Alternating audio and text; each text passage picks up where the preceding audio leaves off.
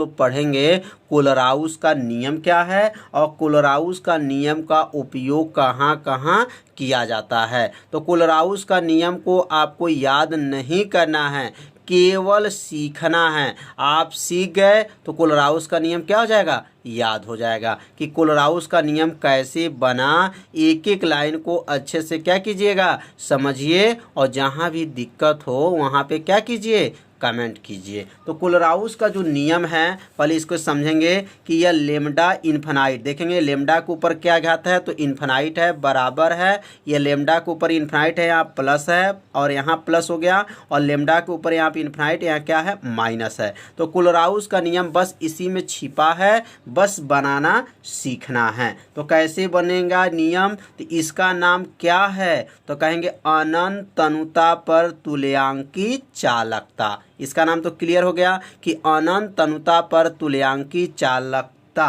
उसके धन आयन, और यह क्या है, ऋण आयन। तो धन आयन और ऋण आयन के अनंत तनुता के योगफल के क्या होता है, बराबर होता है, कोलराउस का नियम कहलाता है। तो इसका उत्तर जो है इसी में छिपा हुआ है। अब बस बनाना सीख जाएंगे आप लोग, बस इसको ध्यान से अगर समझ लिए तो समझिए परिभाषा क्या होगा, बन जाएगा। तो अब यहाँ परिभाषा को पहले नोट किया जाएगा, किसी वैद्युत अपघट्य, आगे अब यहाँ पे सेंटेंस बना करके लिखेंगे, किसी वैद्युत, किसी विद्युत अपघट्य, किसी विद्युत क्या लिखेंगे, अपघट्य, विद्युत अपघट्य की अनंत तनुता पर, अनंत तनुता पर, अनंत तनुता पर तुल्यांकी चालकता, अनंत तनुता पर क्या लिखेंगे, तुल्यांकी चालकता की चालकता, चालकता का मान, का मान उनके धन आयनों, धन आयनों, धन आयनों तथा ऋण आयनों, ऋण आयनों की अनंत तनुता पर तुल्यांकी चालकता, अनंत तनुता पर तुल्यांकी चालकता, तुल्यांकी चालकता, चालकता के योगफल, के योगफल के क्या होता है, बराबर होता है, योगफल के बराबर होता है, के बराबर होता है, होता है। यह नियम क्या कहलाएगा, कोलराउस का नियम कहलाएगा। बराबर होता है, कोलराउस का नियम, राउस का नियम कहलाता है, कहलाता है, कहलाता है। दोस्तों आप लोग को तो नियम ये समझ में आ गया होगा। तो अब इसको कैसे याद करना है, बस ये थोड़ा सा ध्यान देंगे, आपको नियम क्या होगा, याद हो जाएगा। यह लेमडा है और इसके ऊपर घात क्या है, इन्फिनाइट है, उसको अनंत कहते हैं, बराबर हो गया, ये लेमडा हो गया, इन्फिनाइट हो गया, और यहाँ प्लस हो गया, और यहाँ लिखेंगे प्लस लेमडा, यहाँ पर माइनस, और यहाँ लिख देंगे इन्फिनाइट। अब इसी से कोलराउस का नियम को बनाया गया है, बस थोड़ा सा ध्यान दीजिए, कोलराउस का नियम आपको क्या होगा, याद हो जाएगा। यह नियम हमेशा पेपर में पूछा जाता है, तो इस नियम को आप लोग तैयार कर लीजिए। तो ये इसका नाम क्या है, तो अनंत तनुता पर तुल्यांकी चालकता का मान उसके धन आयन और ऋण आयन के अनंत तनुता के तुल्यांकी चालकता के योगफल के क्या होता है, बराबर होता है, कोलराउस का नियम कहलाता है। तो कोलराउस का नियम इसी में छिपा हुआ है। इसको जब 2 बार 3 बार आप लोग बनाना सीख जाएंगे, कैसे बने, पहले इसका नाम लेंगे, फिर इन दोनों का नाम लेकर के योगफल बराबर होता है। तो बहुत आसान हो गया कोलराउस का नियम। तो कोलराउस का नियम अपने कॉपी में नोट कर लीजिए और यहाँ पे लिख सकते हैं जहाँ, यहाँ सबका नाम भी लिख सकते हैं। जैसे यहाँ लेम्डा इन्फिनाइट का क्या नाम है, तो लेम्डा इन्फिनाइट का क्या नाम है, तो नोट कर सकते हैं यहाँ पर अनंत तनुता पर तुल्यांकी चालकता। क्या नाम है, अनंत तनुता पर, अनंत तनुता पर, अनंत तनुता पर तुल्यांकी चालकता, पर तुल्यांकी चालकता।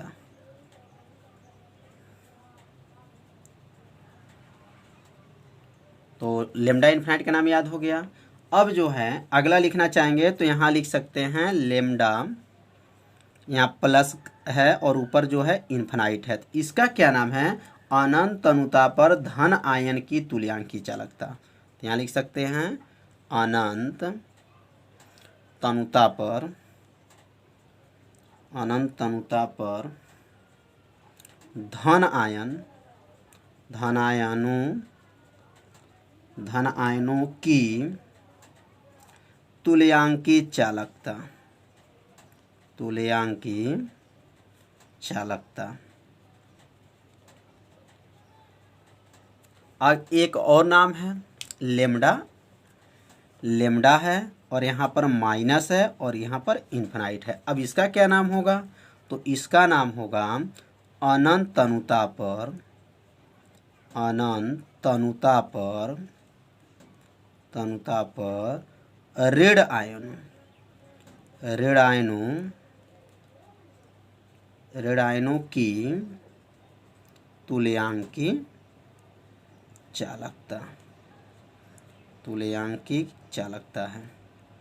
तो यह तीनों का नाम अपने कॉपी में क्या कीजिए, नोट कर लीजिए और इसको कोलराउस को नियम को याद भी कर लीजिए। और याद कैसे करेंगे, बस इस सूत्र से आप याद कर सकते हैं।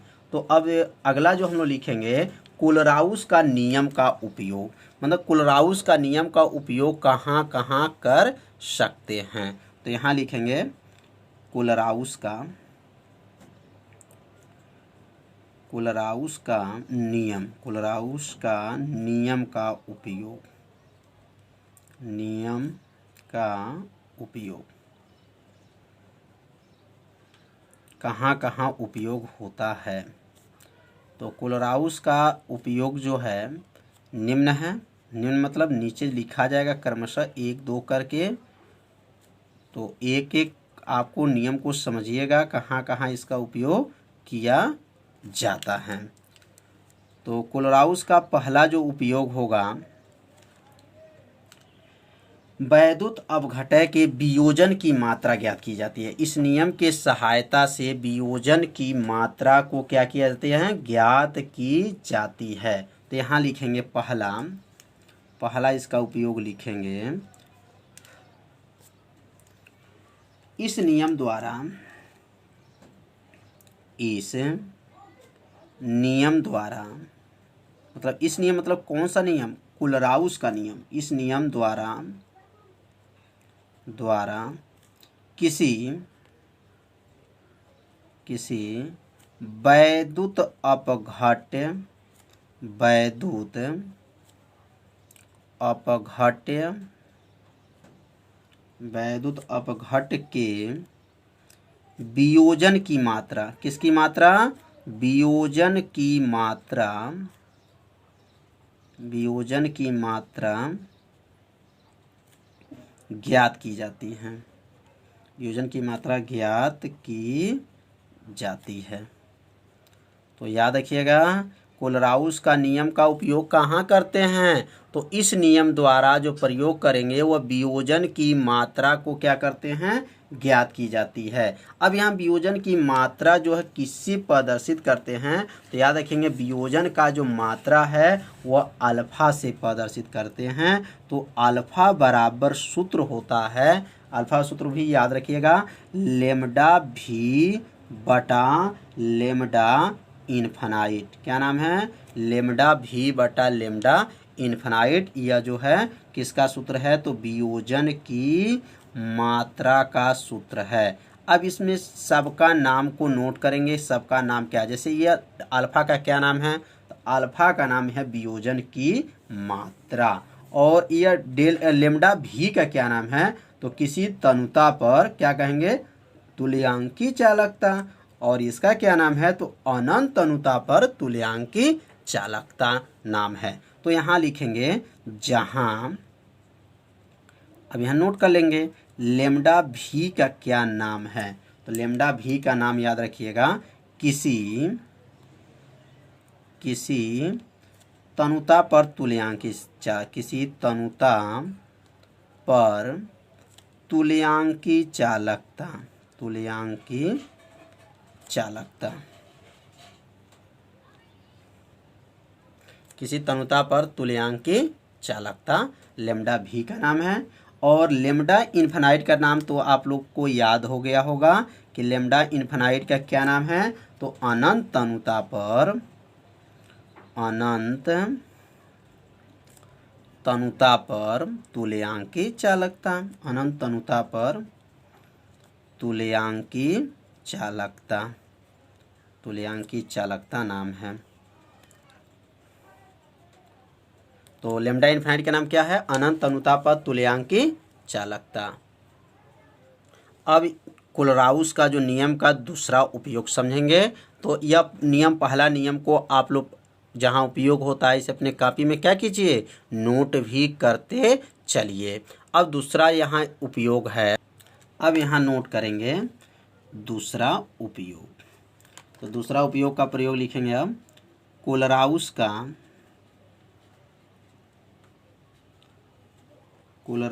के नियम, कोलराउस के नियम द्वारा, कोलराउस के नियम द्वारा किसी दुर्बल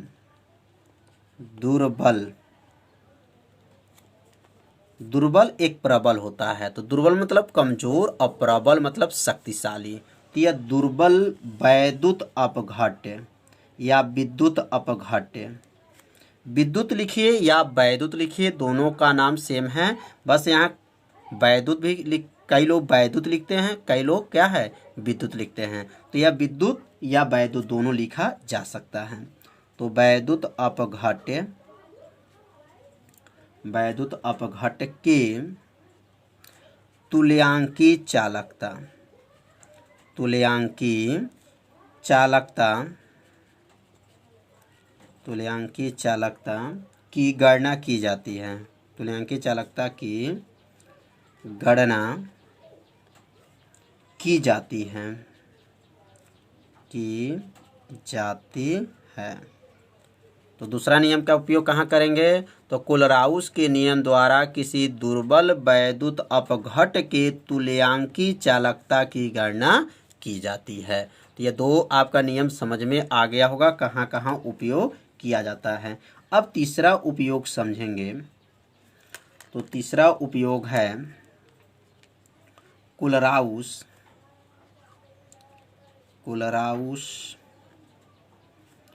के नियम द्वारा, कोलराउस के नियम द्वारा, कोलराउस के नियम द्वारा किसी दुर्बल, दोनों उपयोग को ध्यान दीजिएगा, यह भी दुर्बल है और यहाँ पर एकदम सेम नियम लिखा गया है, दुर्बल वैद्युत अपघट्य, दुर्बल वैद्युत अपघट्य के, बस यहीं से क्या होगा बदल जाएगा। इसमें क्या लिखा गया है, तुल्यांकी चालकता की गणना की जाती है। अब यहाँ लिखेंगे वियोजन स्थिरांक की गणना की जाती है। अब यहाँ लिखेंगे वियोजन, वियोजन स्थिरांक, वियोजन स्थिरांक की गणना की जाती है। की लिखेंगे गणना, गणना की जाती है, की जाती है। यह गणना, यह गणना निम्न सूत्र से ज्ञात किया जा सकता है। यह गणना जो है निम्न सूत्र से ज्ञात किया जाता है, ज्ञात किया जाता है। तो अब सूत्र कौन सा है? तो कोलराउस का जो नियम का उपयोग जो होता है यहाँ दुर्बल वैद्युत अपघट के क्या तुल्यांकी चालकता की गणना की जाती है, और यहाँ पे जो है दुर्बल वैद्युत अपघट के वियोजन स्थिरांक की गणना की जाती है। और यह गणना जो है निम्न सूत्र, मतलब नीचे सूत्र दिया जाएगा और इसी सूत्र के सहायता से गणना की जाती है। तो यह जो है के का नाम है वियोजन स्थिरांक है, और इसकी गणना करते हैं अल्फा का स्क्वायर हो जाएगा बटा हो जाएगा, और यहाँ कोष्टक में लिखेंगे 1 माइनस अल्फा का स्क्वायर हो जाएगा। तो ये किसका सूत्र है? तो वियोजन स्थिरांक का सूत्र है। इसी सूत्र के सहायता से किसकी गणना करेंगे? वियोजन स्थिरांक की गणना करेंगे। तो यह सूत्र को अपने कॉपी में क्या कीजिएगा? नोट कर लीजिएगा। और एक और सूत्र है, तो यह सूत्र का नाम भी, सूत्र भी अपने कॉपी में क्या कीजिएगा? नोट कर लीजिएगा। तो के का सूत्र होता है सी अल्फा का स्क्वायर बटा सी 1 माइनस अल्फा। 1 माइनस क्या होता है? अल्फा। तो यह दोनों सूत्र को अपने कॉपी में क्या कीजिएगा? नोट कर लीजिएगा। तो यहाँ पे जो है इसको घेर देंगे सूत्र को, और इस सूत्र को अपने कॉपी में क्या कीजिएगा? नोट कर लीजिएगा। तो सूत्र क्या है? के बराबर सी अल्फा स्क्वायर बटा सी 1 माइनस अल्फा है। अब इसमें सबका नाम को नोट करेंगे कि इसमें अल्फा का क्या नाम है। तो याद रखिएगा अल्फा का नाम जो है वियोजन की मात्रा है, और सी का नाम जो है सांद्रता है। तो यहाँ लिखना चाहें तो लिख सकते हैं, जहाँ अल्फा बराबर क्या होगा? वियोजन की मात्रा, वियोजन की मात्रा। अल्फा क्या नाम है? वियोजन की मात्रा। और सी का क्या नाम है? तो सी का नाम है सांद्रता। क्या नाम है? सांद्रता, सांद्रता। सी का नाम सांद्रता है। और इसमें के का क्या नाम है? तो वियोजन स्थिरांक नाम है। तो समझ में आ रहा होगा आप लोग को। 3 उपयोग अच्छे से समझाया गया। अब चौथा उपयोग के बारे में समझेंगे। अब चौथा उपयोग को अपने कॉपी में नोट करेंगे। अब चौथा नियम क्या, उपयोग क्या है? तो अभिगमन संख्या ज्ञात करने में कोलराउस का नियम का प्रयोग किया जाता है। कौन संख्या? अभिगमन संख्या ज्ञात करने में कोलराउस का नियम का क्या किया जाता है? प्रयोग किया जाता है। अब यहाँ लिखेंगे कोलराउस, कोलराउस के नियम द्वारा, कोलराउस का नियम, कोलराउस के नियम द्वारा वैद्युत या विद्युत अपघटय, विद्युत अपघटय में धन आयन तथा ऋण आयन, धन आयन तथा ऋण आयन की अभिगमन संख्या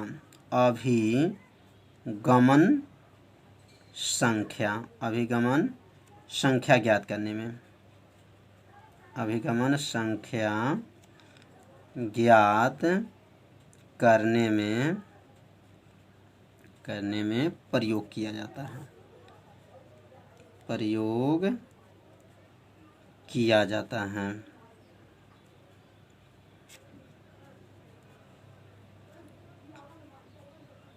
किया जाता है। तो धन आयन और ऋण आयन के अभिगमन संख्या ज्ञात करने में इस नियम का प्रयोग किया जाता है। किस नियम का? तो कोलराउस का नियम का प्रयोग किया जाता है। तो अब यहाँ लिखेंगे, अब इसका अभिगमन संख्या कैसे ज्ञात करेंगे? तो अब इसका फार्मूला है, तो इस फार्मूला को भी आप लोग याद रखिएगा। अब सूत्र होता है जैसे यहाँ टी आयन, तो टी आयन का सूत्र क्या होता है?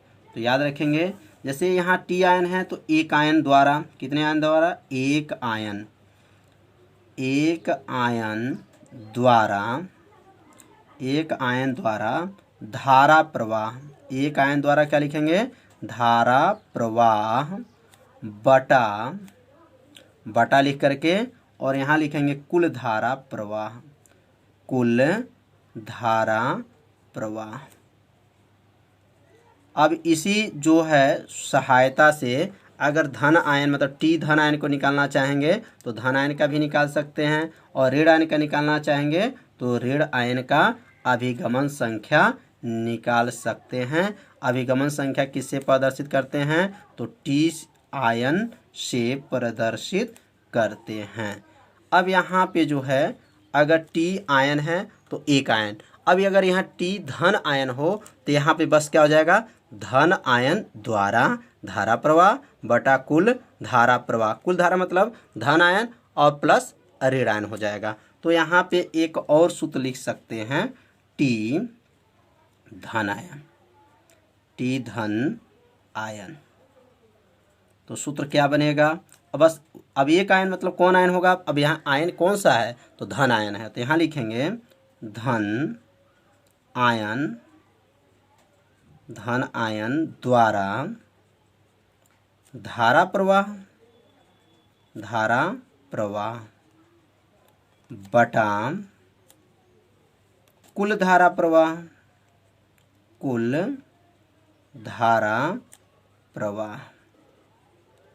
तो सूत्र बनाना समझ में आप लोग को आ रहा होगा, कैसे सूत्र को बनाया जा रहा है।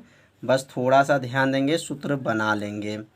अब यहाँ जो अगला सूत्र आप चाहे बना सकते हैं। सूत्र क्या बनेगा? तो टी धन आयन की जब क्या लिखेंगे? ऋण आयन। अब यहाँ लिख सकते हैं अगला सूत्र टी ऋण आयन। तो यह सूत्र क्या बनेगा? टी ऋण आयन का सूत्र क्या होगा? जहाँ धन आयन है वहाँ पे क्या लिखेंगे? ऋण आयन। क्या लिखेंगे? ऋण आयन द्वारा धारा प्रवाह, क्या लिखेंगे? धारा प्रवाह बटा क्या होगा? कुल धारा प्रवाह।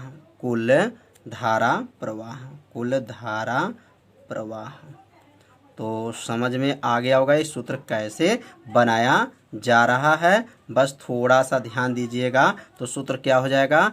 आप लोग भी बना लेंगे। मतलब टी धन आयन और टी ऋण आयन को अगर मिला दिया जाए तो यहाँ लिख सकते हैं टी धन आयन, मतलब इसके ऊपर प्लस लिख सकते हैं, प्लस टी यहाँ लिख सकते हैं ऋण आयन बराबर क्या होगा? तो टी धन आयन और टी जो है ऋण आयन जब मिलेगा तो उसका मान जो होगा 1 होता है। याद रखे रहिएगा क्या होगा? 1 होता है। तो टी धन आयन और टी ऋण आयन का मान कितना योगफल होता है? तो 1 होता है। कैसे होता है? तो टी यहाँ धन आयन और टी ऋण आयन को जोड़ेंगे तो धन आयन द्वारा धारा प्रवाह और प्लस ऋण आयन को जोड़ेंगे तो यह कुल हो जाएगा, और नीचे कुल धारा है, दोनों कट जाएगा तो मान कितना आ जाएगा? तो 1 आ जाएगा। तो आप लोग को अच्छे से समझ में आ गया होगा कि कोलराउस का नियम क्या है और कोलराउस का नियम का उपयोग कहाँ कहाँ किया जाता है। तो यह वीडियो आपके लिए बहुत ही महत्वपूर्ण था आज का। तो ऐसे ही वीडियो आपको चाहिए तो वीडियो को लाइक कीजिए, चैनल को सब्सक्राइब कर लीजिए और बेल आइकन घंटी को ऑप्शन को भी क्या कीजिए? ओके कर लीजिए, जिससे कोई भी वीडियो को अपलोड किया जाए तो उसका मैसेज तुरंत आपके पास पहुंच जाए। यह मेहनत करके आपके लिए बहुत वीडियो बनाया जा रहा है, तो इसलिए वीडियो को थोड़ा आप लोग लाइक भी कीजिए और अपने दोस्तों को बताइए कि यह प्रतिदिन 7 बजे शाम को लाइव क्लास चलता है। तो ये लाइव क्लास से जुड़िए और प्रतिदिन एक नोट्स को तैयार कीजिए। तो अब कल का जो नियम हम लोग पढ़ेंगे